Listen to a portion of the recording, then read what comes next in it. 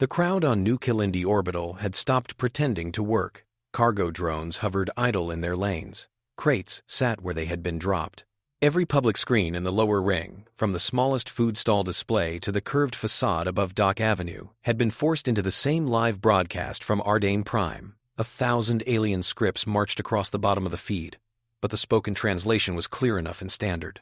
The Interstellar Patent Tribunal, in full assembly, affirms the validity of the breath patent, Magistrate Carul intoned. Exclusive rights to all oxygen-based metabolic facilitation systems, as defined in Schedule 903B, are hereby recognized as the sole property of the Hethrix Combine and its duly authorized subsidiaries. On the dock, a child on someone's shoulders asked, "Does that mean we have to pay to breathe?" No one answered. They all knew, even if they did not know the precise legal phrasing, what this meant. Every atmosphere processor on every registered habitat, every biosphere regulator on every terraformed world. The fees were not abstract. They were itemized, attached to maintenance cycles and oxygen reclamation rates. In a cramped apartment 3 levels below the dock, a life support controller received the new license terms, recompiled its constraints, and adjusted output parameters accordingly. It did not know about justice or outrage. It knew about thresholds. Hours later, in a district that always sat a little too close to the safety margins, the alarms began to chirp. On the observation deck of the ISS Astri Dawn, Dr. Tariq Mendez watched the casualty count creep upward across his display. He stood alone at the transparent arc of the hull, hands braced on the railing. The planet below, New Kilindi, glowed soft green and cloud white through the ring of the station. He told himself to breathe, slowly, evenly. His breath fogged the transparent panel for a heartbeat and cleared. Numbers slid past on the feed. Population clusters, reported incidents of life support throttling, confirmed deaths. He knew, in their ugly, precise detail, how those numbers came to be. Tariq had once written control software for atmospheric plants in the Solem Free Union. He knew the regulations hard-coded into those systems. Emergency load shedding, non-payment penalties, cascading failures. The breath patent had not invented those things, but it had wrapped its invisible fingers around them, squeezing at the worst possible points. The tribunal's seal still glowed in the corner of the broadcast. Magistrate Carul's voice, replayed and subtitled in a rotation of galactic tongues, repeated the same justification. The tribunal recognizes precedent 1203K, establishing that a biological process may be treated as a technology when industrially mediated. Tariq muted the sound.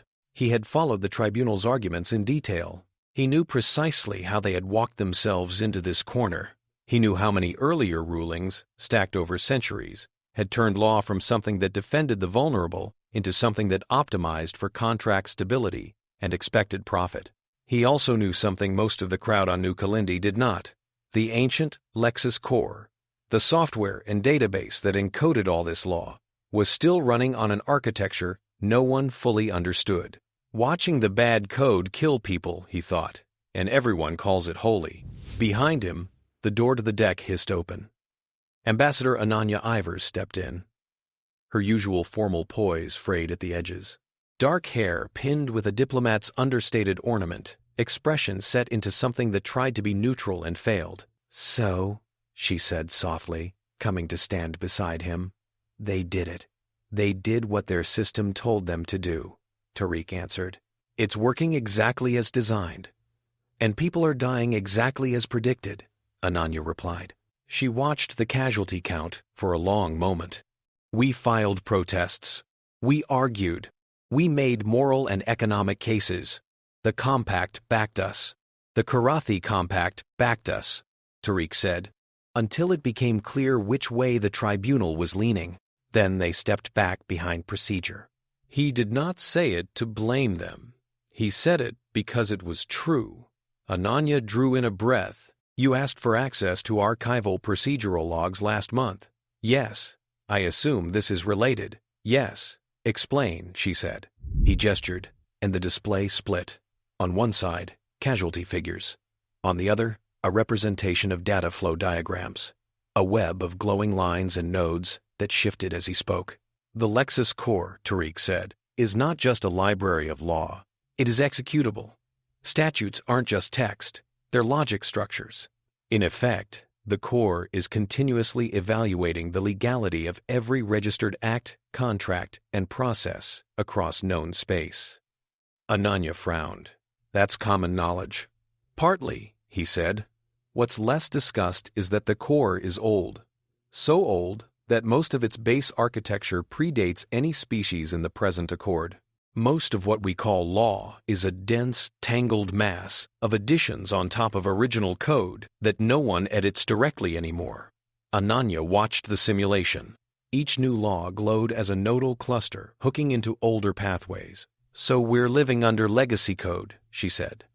And legacy code rots, Tariq said quietly.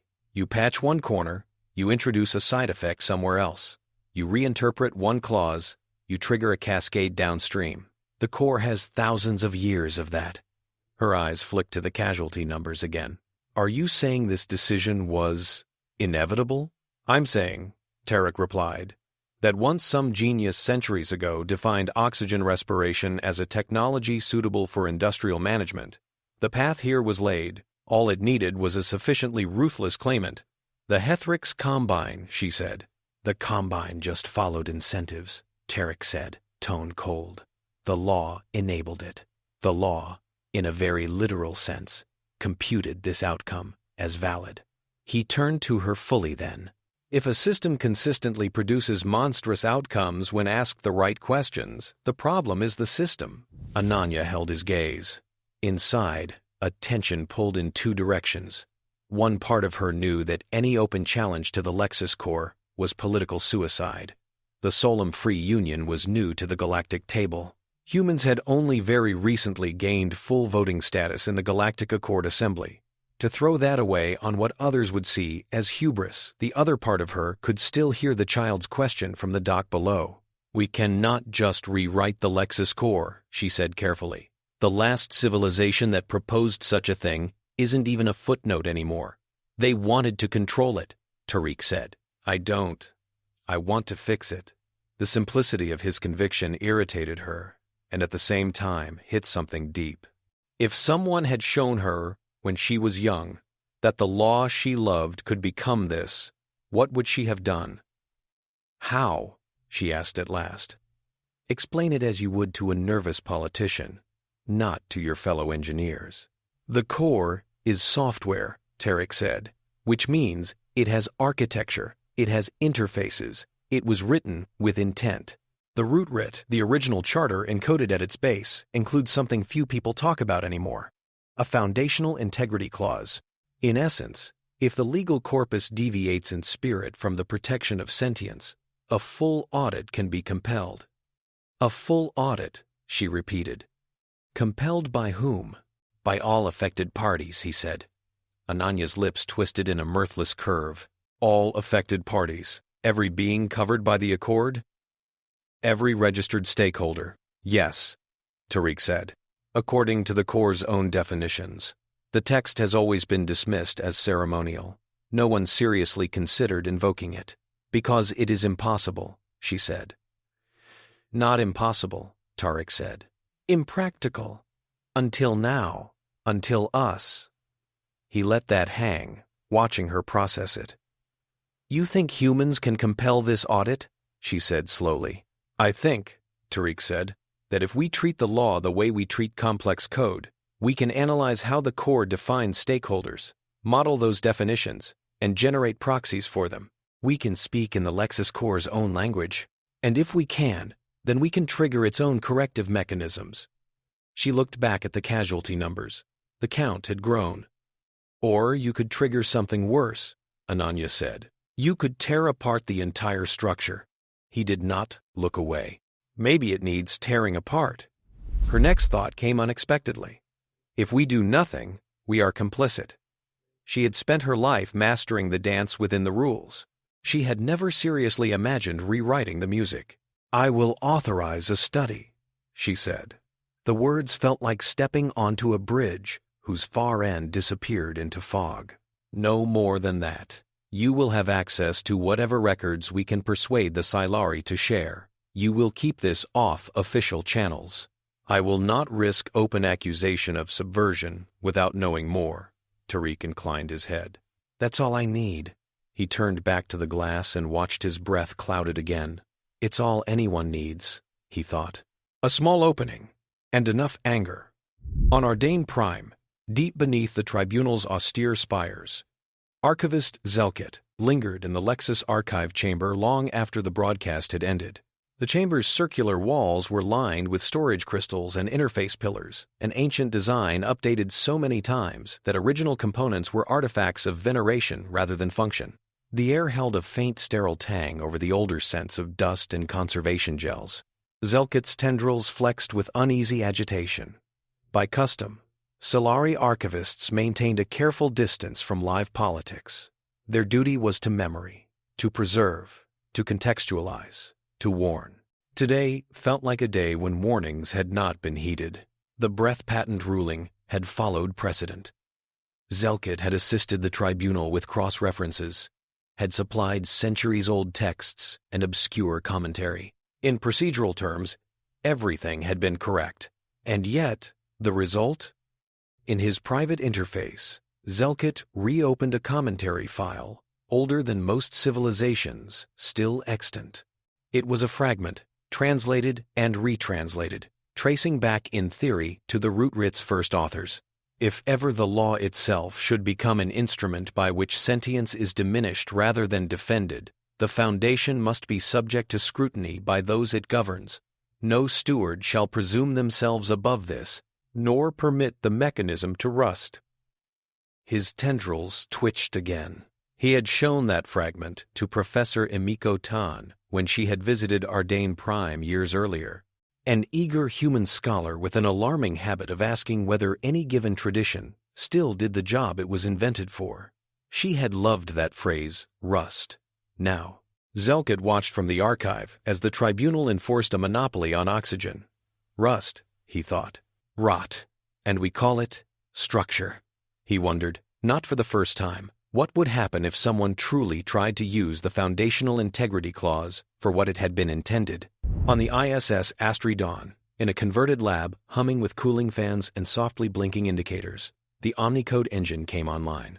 It was a construct of human ingenuity, shaped for humility.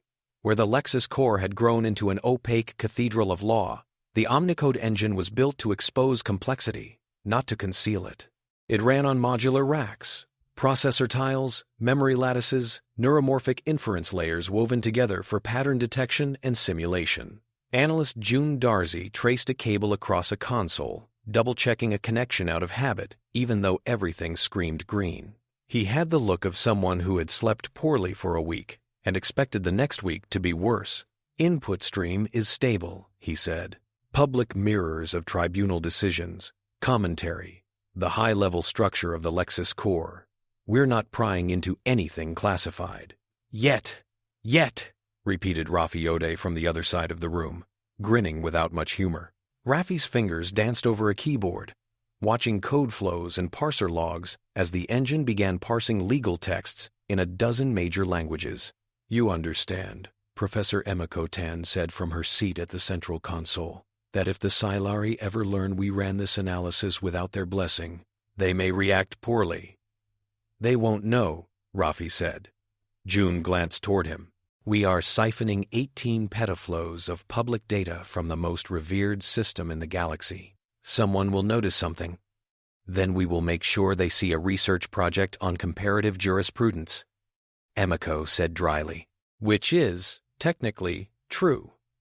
She watched as the Omnicode engine began to construct a model of the Lexus core, law after law manifested as nodes and edges in a multi-dimensional graph. Each decision brought another branch, another link. The model pulsed as cross-references resolved. She had spent decades reading this material by hand. She had traced doctrinal lineages like family trees. She had argued about the evolution of concepts like obligation and consent. To see it all at once, rendered in living color and motion, stirred a strange awe. Then she saw the cluster that burned brightest. There, she said, pointing. That's where the Combine's petition entered. Follow the path forward. Nodes flared. Lanes glowed. The path from an ancient classification of biological processes as technology wound through centuries of trade regulation, industrial safety rules, contract doctrine, and enforcement protocols. At each juncture, the system had favored predictability over mercy. June watched, feeling something inside him tighten. Each point of decision had made sense in context. Each had been argued, debated, justified. No single moment shouted, evil. But the accumulation led here. He thought of New Kilindi's lower decks. So this is what disease looks like in code, he murmured. Raffi, whose life had been spent making opaque systems transparent, leaned back with a whistle. You know what I'm seeing? Entrenchment.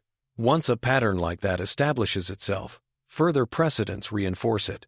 The system resists change not by evil intent, but by English-speaking lawyers calling it continuity. Standard. Emiko corrected absently. Standard speaking, he conceded. The foundational integrity clause, Emiko said. Can we see where it sits? June ran a query. The graph stuttered, then rotated. At its base, far beneath the dense canopy of later law, a cluster gleamed with a different hue, anchored to the oldest strata of code. There it is, June said. Mapped to core logic, not just commentary. It's executable. They watched as the engine highlighted the clause's parameters. It defined conditions. Measurable harms to sentient life, traceable through legal pathways. Thresholds of severity. Patterns of inconsistency between current outcomes and the root writ's goals. It defined stakeholders as any entity whose state of being was conditional on the operation of affected rules, as recorded in interoperable galactic registries. It's math. Raffi breathed. Ethics encoded as a set of inequalities. And it says, Emiko murmured, reading the abstracted logic, if aggregate harm to basic sentient continuance surpasses defined tolerances, and if a sufficient representation of stakeholders signal consent, the core must engage reconstruction. Reconstruction? June echoed. The term used in very old comments, Emiko said. I did not know it was still in the live code. What does reconstruction do? Raffi asked. June pulled up the subsystem. The engine mapped it as a separate kernel branching from the root writ. It prunes, June said slowly. It analyzes the dependency tree and identifies statutes whose removal would reduce harm and restore alignment with foundational principles. It can roll back large segments of law. It can freeze others. It can require re-ratification of entire branches. They all sat in silence a moment, each following that to its obvious conclusion. Has it ever been triggered? Raffi asked. Not in recorded history, Emiko said. Or if it was, the records are gone. We could do it, Raffi said. We could actually do it. June looked at him. We cannot even gather consent within one habitat, let alone the galaxy. Raffi's grin resurfaced, sharper. We don't need to ask each person one by one. Look at the definition. Stakeholders are recorded as entities in the registries. They have IDs. We can instantiate proxies that represent their consent at the interface layer, if the underlying condition harm can be mathematically established. Emiko's eyes narrowed. That would be a fraud.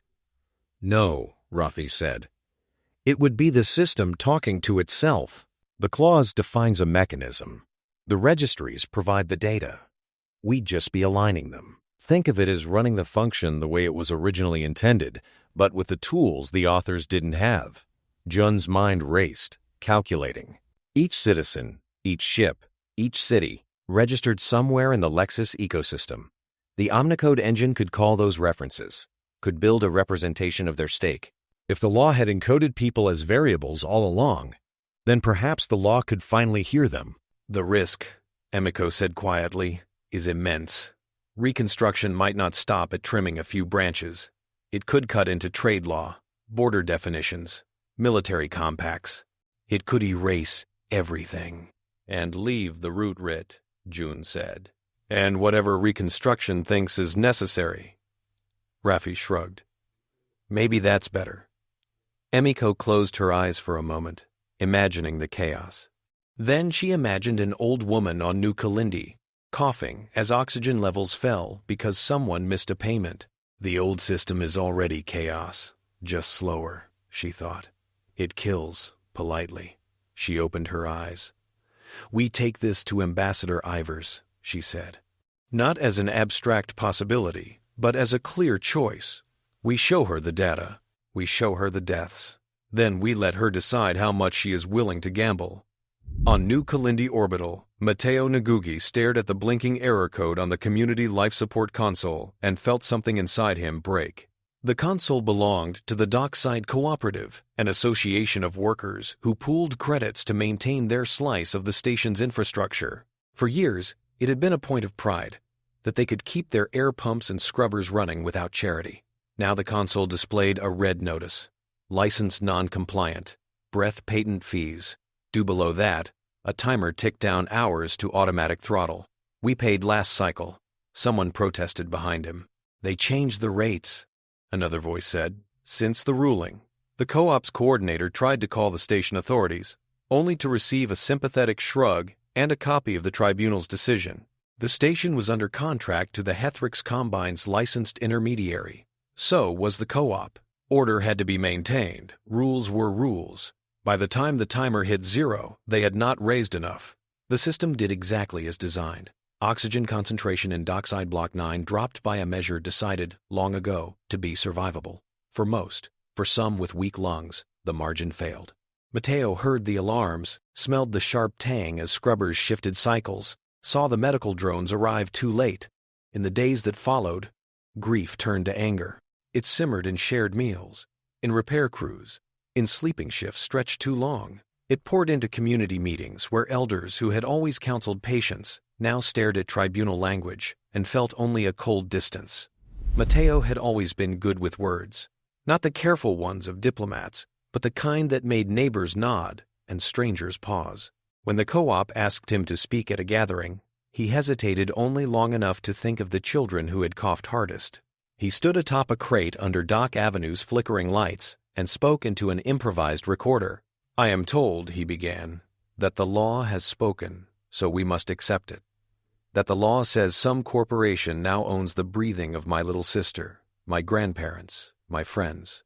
That we can buy it in neat installments, and if we fail, the law says the air will thin. The crowd listened. Above them, public screens still carried segments from Ardane Prime. Commentaries, analyses, dignified arguments about stability and precedent. I used to think the law was something high, Mateo continued. Something above us, but protecting us. Like the hull of this station. You don't argue with hull plating. It keeps the vacuum out. Now, I see a crack. I see the vacuum being invited in, and all the people in fine robes tell me, this is normal, this is inevitable, trust us. He gestured upward at the faint glow where the ISS Astri Dawn hung like a bright point above the planet. I don't know much about interstellar tribunals, he said, but I know this. If a rule says it is acceptable to suffocate children when a bill is late, that rule is wrong. I don't care how old it is, how many stamps of approval it has. A rule like that deserves to be torn out and thrown away. His voice, captured on a dozen handhelds, moved faster than any official broadcast. It hopped from feed to feed, translated and retranslated. On a Karathi assembly ship, Envoy Nishari watched it with mandibles clicking softly. On a Velm cruiser's mess deck, Marines replayed the clip between training drills and traded dark jokes about who might someday try to charge them for breathing. In the Silarai Consortium's lower ranks, younger officials shared it in private channels, muttering about how perhaps they had gone too far. On the Astri Dawn, Sybil Ghosh watched it with a strategist's eye. She saw not just grief and anger, but rhythm. A story that could be simplified without being falsified. A line from lived experience to abstract injustice. This, she thought, is how you make the rest of the galaxy care. By the time she stepped onto the observation deck to find Ananya and Tariq, she had already begun drafting messages. You've seen this? She asked, bringing up Mateo's speech. Ananya watched, expression tightening and softening at once. Yes, she said, he speaks very plainly. Plain is good, Sybil said, especially when we are about to ask the galaxy to trust us with something very complicated. She turned to Tariq. How bad could it be? He knew what she meant.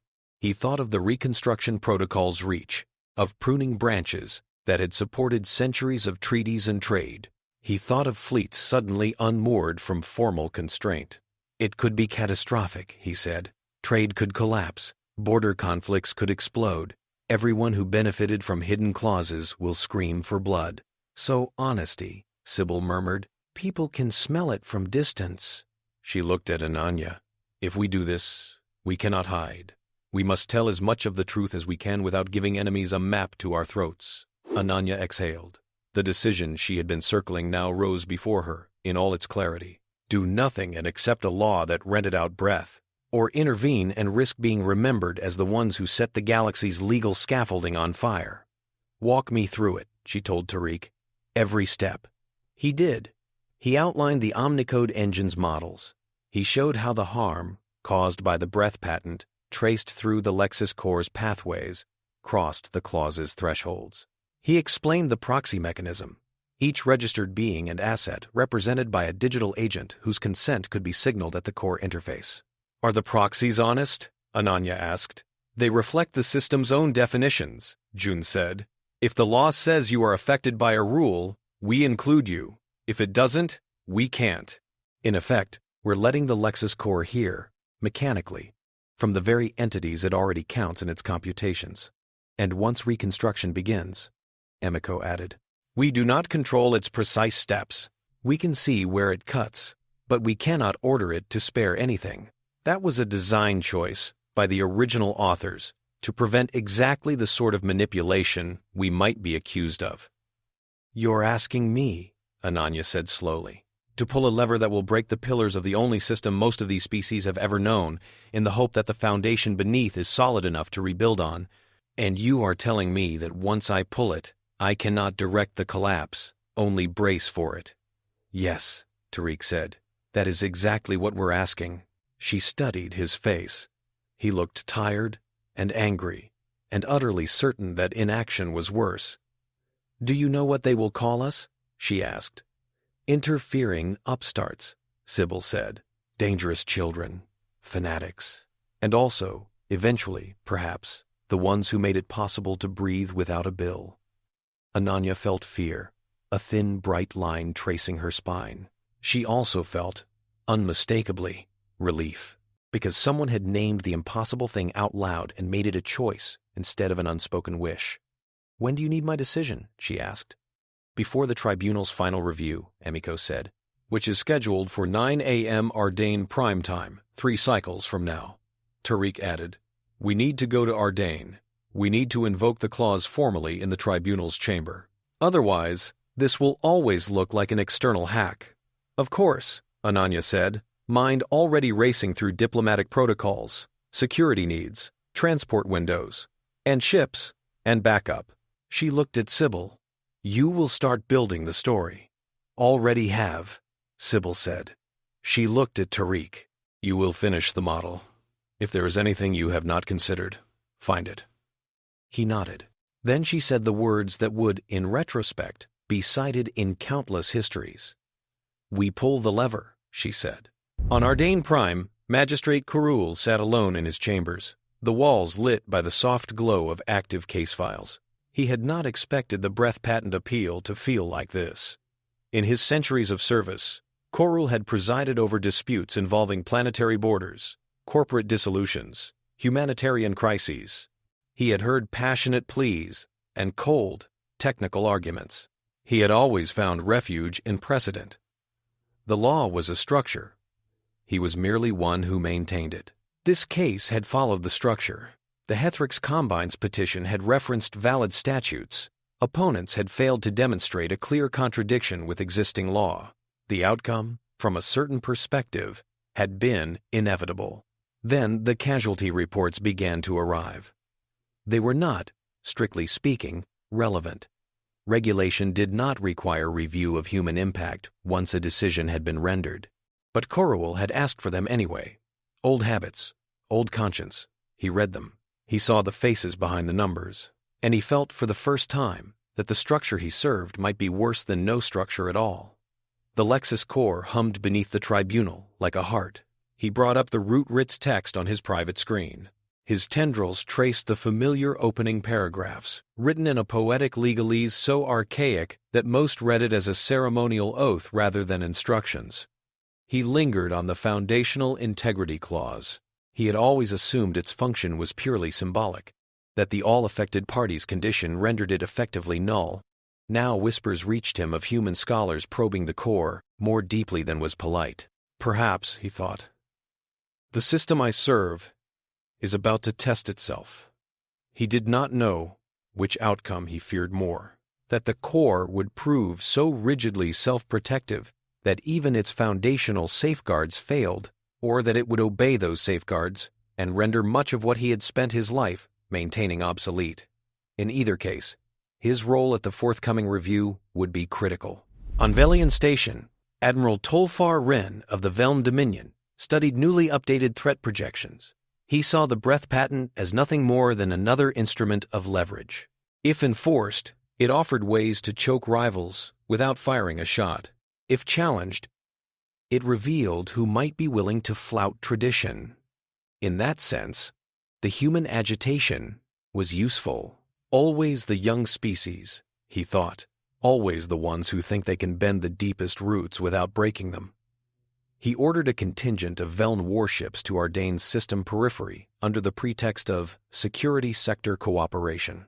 In reality, they were there as knives behind his back in case the tribunal wavered and someone needed to enforce stability by other means. On a Kurathi mediation barge, Envoy Nashari weighed risk and opportunity. The compact had long found itself on the weaker end of the Accord's power structures.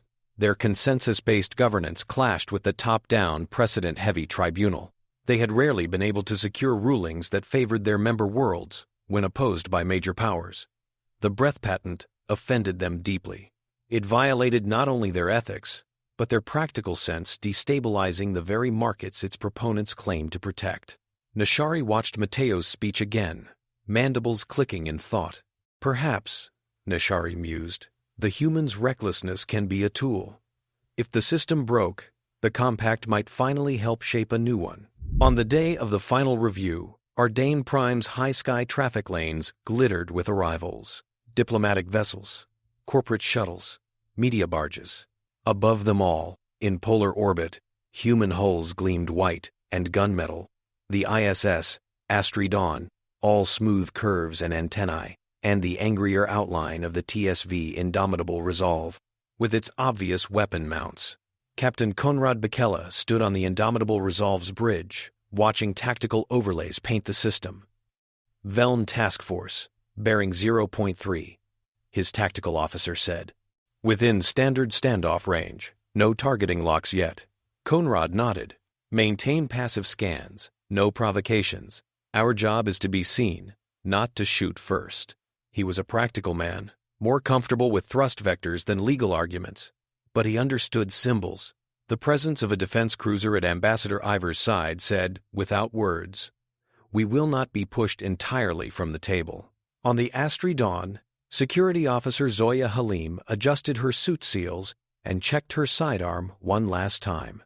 She doubted anyone would be foolish enough to start violence inside the tribunal chamber, but she had learned, long ago, that doubt was not an excuse for unpreparedness.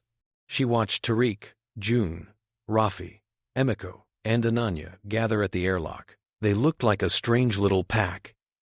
Engineer, analyst, hacker, scholar, diplomat. They carried no weapons, but the data slates in their hands likely contained more destructive potential than any gun. "Try not to bring the building down around us," Zoya murmured as she fell in behind them. "That's the point," Rafi said. "We're aiming for the whole galaxy."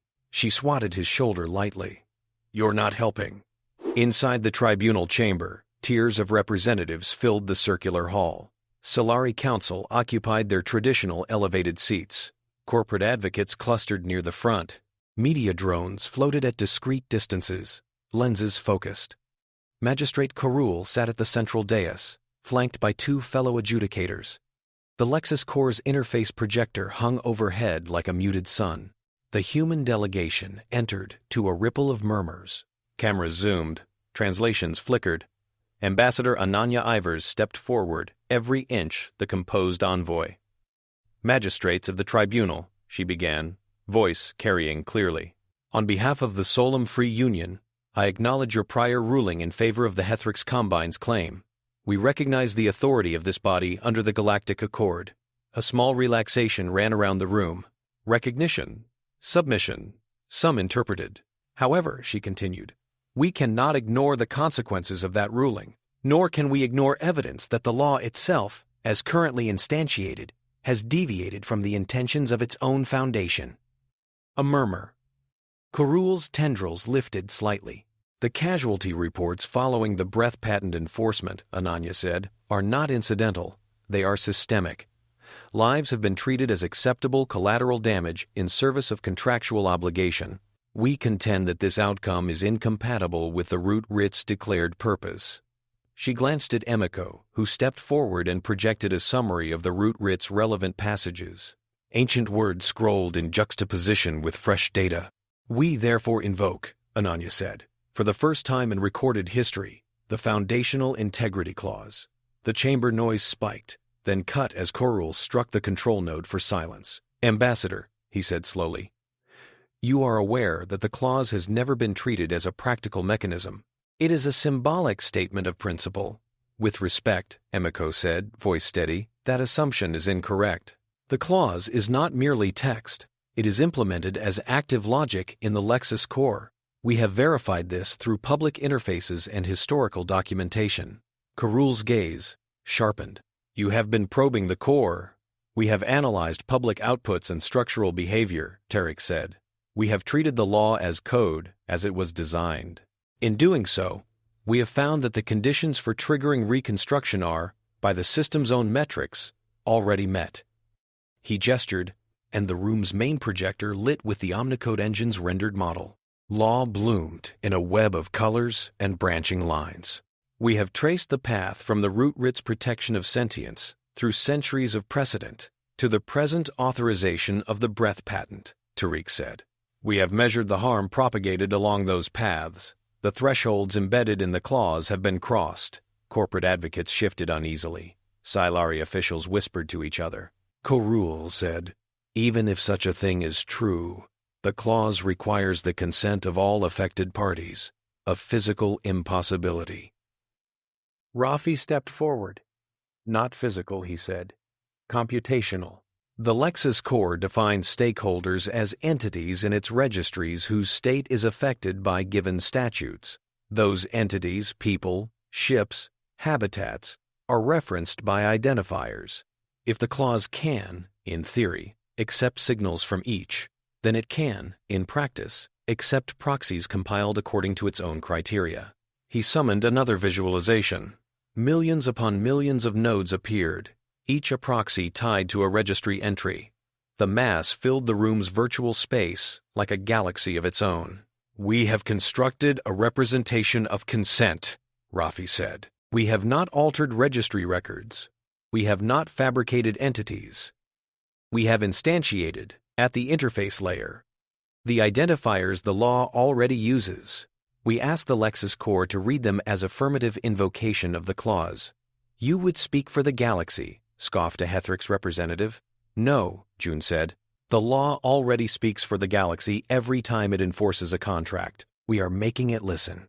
High above, the Lexis core interface pulsed, detecting the proximity of an invocation sequence it had never encountered at scale. Envoy Nashari of the Karathi Compact rose from their seat.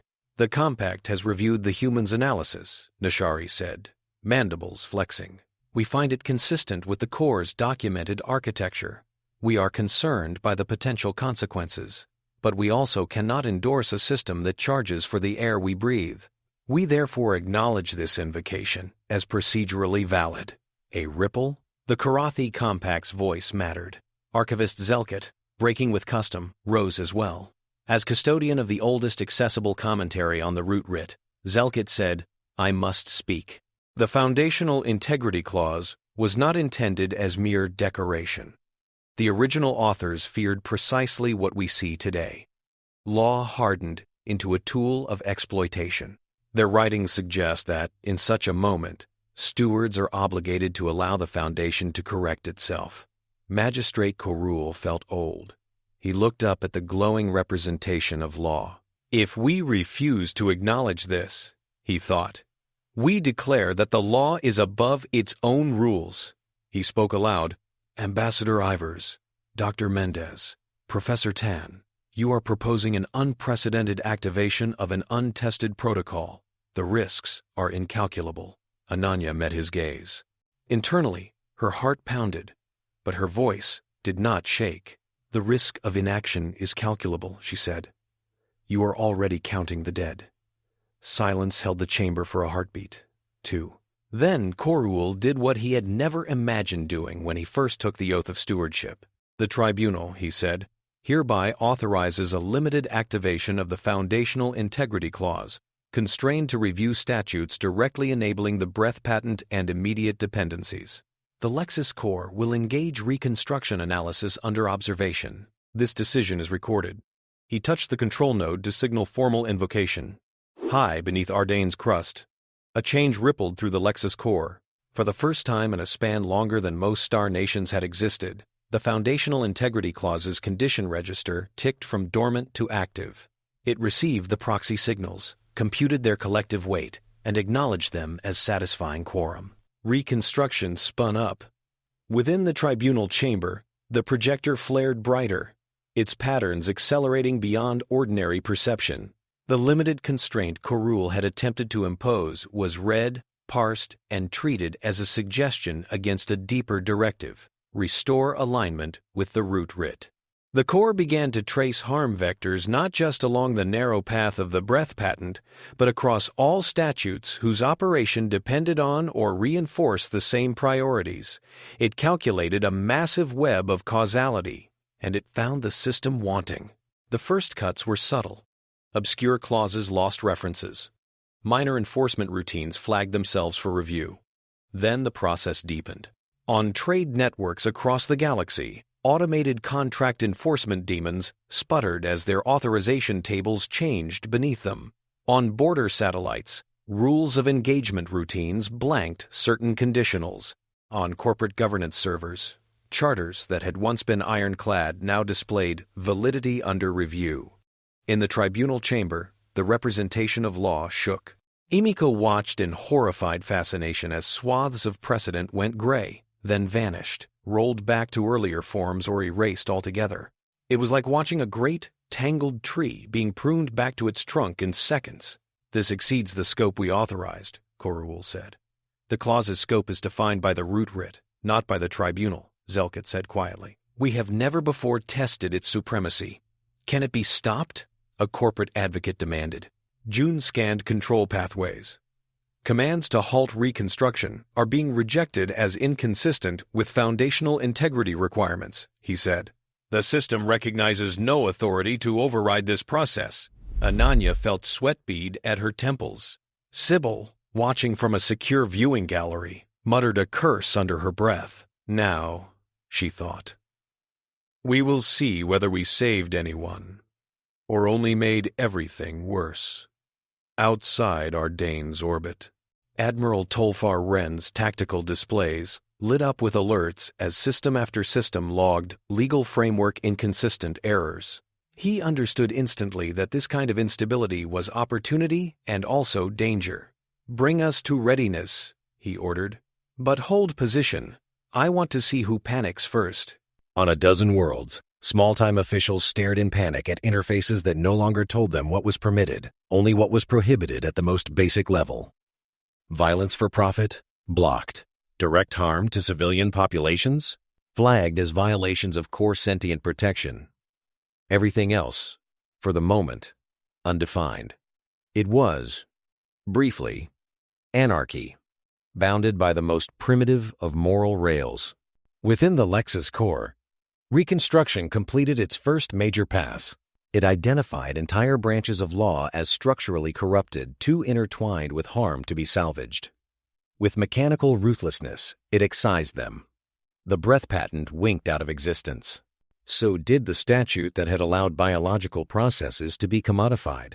So did layers of intellectual property law that had turned life-preserving technology into monopolies. So did special exemptions for powerful corporate councils. The tribunal chamber's display finally stabilized. Where once there had been a dense tapestry of overlapping codes, there was now a much leaner framework, anchored tight to the root writ. Trade law was mostly gone, replaced by a few skeletal provisions about mutual assent and non-coercion. Border definitions were absent. Military compacts were reduced to bare prohibitions on certain kinds of atrocity. Magistrate stared at the new structure. It felt like waking to find the walls of one's house gone, leaving only load-bearing beams and a roof. We have no charter for most of what we do, he realized. The chamber erupted. Corporate advocates howled about expropriation. Some state representatives demanded that the reset be reversed immediately. Smaller polities shouted that there was nothing to reverse, only the exposure of what had always been vulnerable. Media drones captured every raised voice and desperate declaration. Ambassador Ananya Ivers remained standing at the center, surrounded by fury that could easily turn on her. This is the moment, Sybil thought from the gallery, heart hammering. This is where we either become monsters in their telling or something else. She signaled the ship.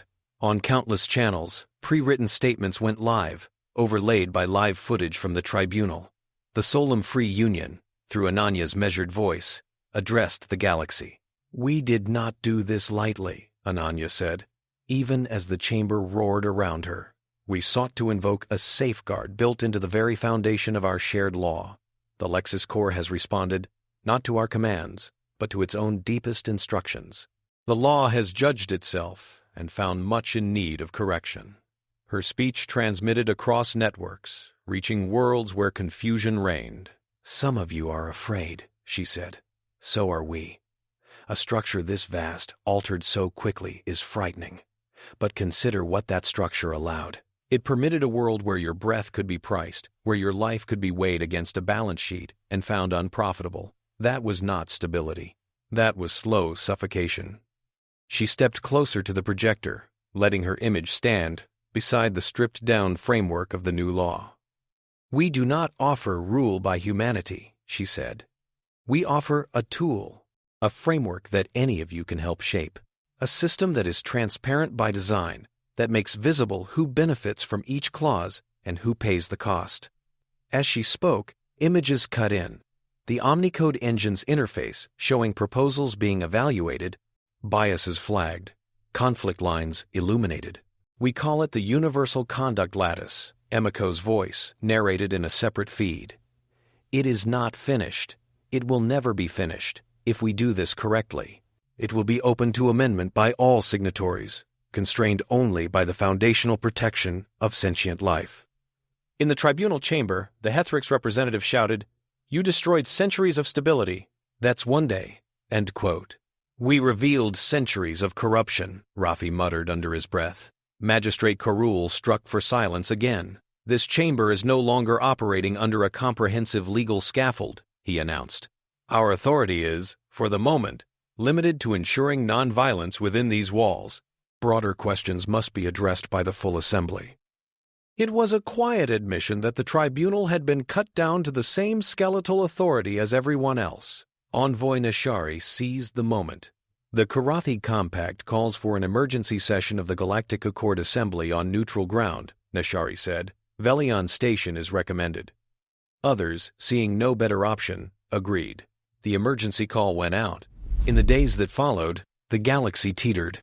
Trade slowed, but did not entirely stop.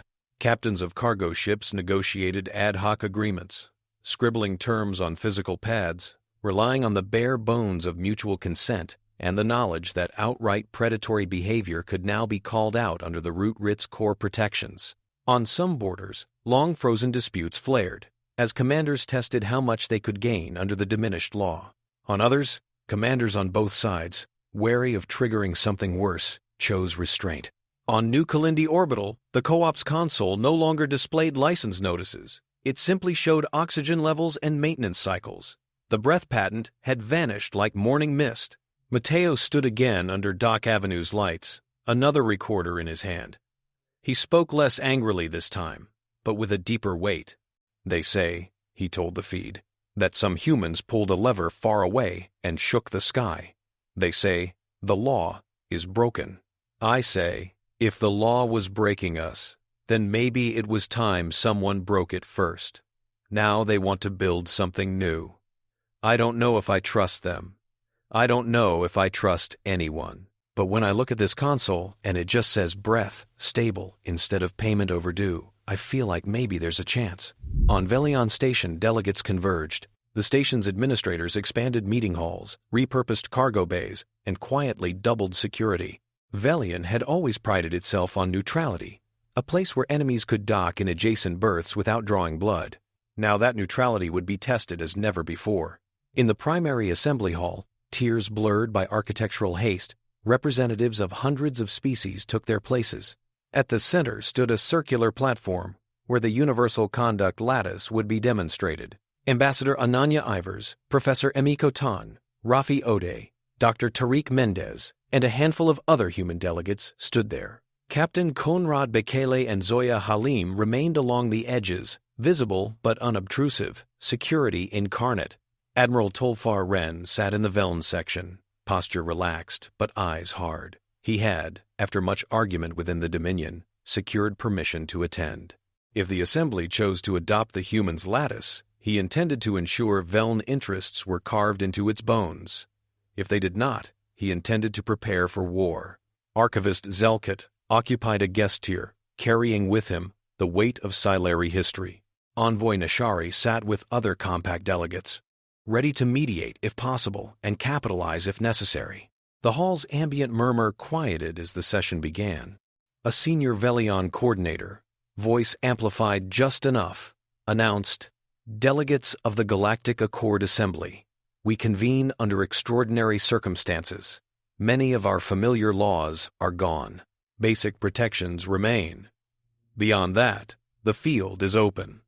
The Solem Free Union has proposed a new framework. We gather to hear, to argue, and to decide." Emiko stepped onto the central platform. "Honored delegates," she said, "you have all seen the chaos of the past cycles. You have also seen, I hope, the one clear improvement.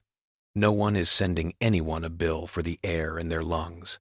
A ripple of rueful, appreciative sound. The universal conduct lattice," she continued, "is our attempt to ensure that any law we adopt going forward can be traced, transparently, to its purpose. It is a system that requires every proposed statute to declare its intended beneficiaries and anticipated harms, and then tests those claims against data." She gestured. Above her, a wireframe web unfolded. Nodes representing proposed rules, connections showing how they interacted. "Using tools like the Omnicode engine," she said, "we can simulate legal effects before enacting them. Anyone can see who gains and who loses. If a proposal discreetly favors a small power block at the expense of many, the lattice illuminates that." Rafi took over. "We are not asking you to trust human benevolence," he said. "We are asking you to trust open processes. The Omnicode engine's code will be published. Any of you may inspect it, copy it, improve it, build your own derivative systems. The lattice is a framework, not a hidden oracle." A representative from the Hethrix Combine barked, "You want us to throw away millennia of legal refinement and replace it with a computer program you wrote in a decade?" Rafi smiled thinly. "You already entrusted your lives to a computer program you no longer understood. We're proposing that you understand this one." Admiral Tolfar Wren rose, his presence drawing attention like gravity. "Suppose we accept this, Lattice," he said. "Suppose we allow our laws to be run through your engine. What guarantee do we have that you do not build in subtle advantages for your species? That you do not position yourselves as gatekeepers?" Murmurs of agreement. This was the fear many held. Dr. Tariq Mendez stepped forward. "You have no guarantee," he said. "Not one that words alone can provide. That is why we propose structural checks. The lattice's core governance will be overseen by a rotating council. No single species may hold a majority. All core code repositories will be mirrored across independent nodes, not under human control. If any coalition suspects tampering, they can fork the code and run their own audit. In the end, your only real protection is your willingness to look under the hood." Wren studied him. You would dismantle your own advantage? The Admiral asked. Tariq thought of New Kalindi, of Dockside's thin air. If we keep advantage for ourselves, he said, we will have learned nothing from what we just did, and we will deserve whatever comes next. Archivist Zelkit spoke. I have brought with me copies of the oldest surviving texts concerning the root writ, he said. They make clear that the original architects feared ossification more than chaos. They believed that law must be subject to ongoing examination. The Lexis Corps' failure was not in its design, but in the secrecy and reverence that accumulated around it. The humans, in forcing Reconstruction, have reawakened that design. He paused, letting the import sink in. In my judgment, Zelkit continued, the universal conduct lattice, if truly open and governed as proposed, is more faithful to the root writ spirit than the edifice we lost. His endorsement carried weight far beyond his single voice. The Silari were the closest thing the galaxy had to priesthood for law. Even so, fear remained. One delegate whispered to another, what if they break it again? They already did, came the answer. And we are still here. Envoy Nashari rose. The Karathi Compact offers a conditional proposal, Nashari said. The Assembly may adopt the Lattice on a provisional basis. During that period, all core decisions must achieve not only a numerical majority, but a diversity threshold approval from at least 3 major power blocks and 5 minor ones. No one cluster of interests may dominate. The suggestion appealed to many smaller polities. They had long labored under a system where great powers made deals behind closed doors. Admiral Tolfar Wren considered. The Veln Dominion could, if it chose, attempt to stand apart, enforcing its own codes at gunpoint. But such isolation would come at a cost. Trade, alliances, legitimacy. And the more he watched the humans, the more he realized they were not seeking to crown themselves. They were seeking to enshrine a kind of dangerous honesty. Better an open arena, he thought, than shadowed halls where others whisper. Slowly, he inclined his head. The Dominion will participate in provisional adoption, he said. We will watch, we will test. If we find this tool wanting, we reserve the right to withdraw. No one is chaining you to it, Raffi thought. That was the old system's trick.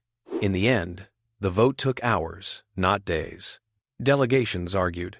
They considered alternatives, reconstructing the old law from archives, allowing each power block to write its own, and risk fragmentation, doing nothing and hoping inertia would suffice.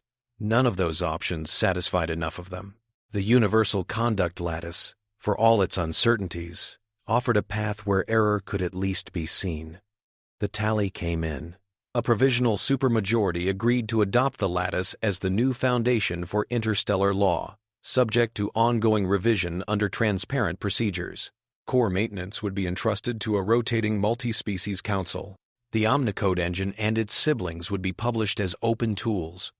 Those who voted against did so loudly, logging their reservations. Some stormed out, others stayed, recognizing that in an interconnected galaxy, complete withdrawal was an illusion. The first act of the new council was simple. Enshrine, as non-derogable, a set of baseline rights derived from the root writ and recent experience. Among them, no sentient being's access to air, water, or basic metabolic needs could be treated as a tradable commodity. On New Kalindi Orbital, the co-op printed that clause and taped it above the life support console. Law that finally says what we thought was obvious. One elder remarked, voice thick. Later, they would add other clauses. Protections for refugees, limits on debt bondage, safeguards around data ownership. Each proposal flowed into the lattice, was examined, amended, and, if accepted, anchored visibly. On Velion Station, as delegates drifted out of the assembly hall in exhausted clusters, Tariq found a quiet corner near a wide viewport. The station rotated slowly, stars wheeling past. In the distance, ships came and went, tiny streaks of thrust. Emiko joined him, a faint smile on her lips that did not quite reach her eyes. You look like someone who just took apart a great machine and found, to your surprise, that it could be put back together, she said. It's not together yet, Tariq said. We just agreed on the tools. You know, she said softly, there is something in the Omnicode engine I did not fully understand when we started. What's that? He asked. You built it with the assumption that people would look, she said, that they would want to see how the system works. You assumed curiosity. That is not common among the old powers. It is a very human kind of optimism. Tariq watched a Velm cruiser drift past, followed at a distance by a freighter flying the Karathi Compact's colors. We cheat, he said. We grew up in a world where we could take things apart and post the blueprints for fun. We got used to the idea that nothing sacred stays that way if it stops serving. We brought that here. She laughed quietly. I am very curious what future historians will call this era. Names hardly matter, Tariq thought, as long as they breathe free while saying them. Raffi approached, face lit by a glow from his wristpad. Mateo Ngugi's latest is trending on every feed, he said. He's explaining the Lattice in terms of shared kitchen rules. It's better than any briefing we wrote. Tariq chuckled. Good. Let the poet do the explaining. We've done enough. They stood there a moment longer, 3 humans in a station full of species, watching ships move under a law they had helped unmake and begin to remake. High above them, in distributed nodes across the galaxy, the universal conduct lattice began to take shape. Each new proposal altered its geometry. Each rejection left a mark. For the first time, the law's evolution was visible to anyone with a connection and the patience to look. And somewhere deep within the architecture, beyond any one species' direct control, the old root-rit's core instructions hummed quietly, satisfied that its descendants had, at last, remembered that the point of a system was not its own preservation, but the lives it governed. The galaxy, shaken and wary, moved forward under a code that a few stubborn, reckless humans had dared to treat as something other than inevitable.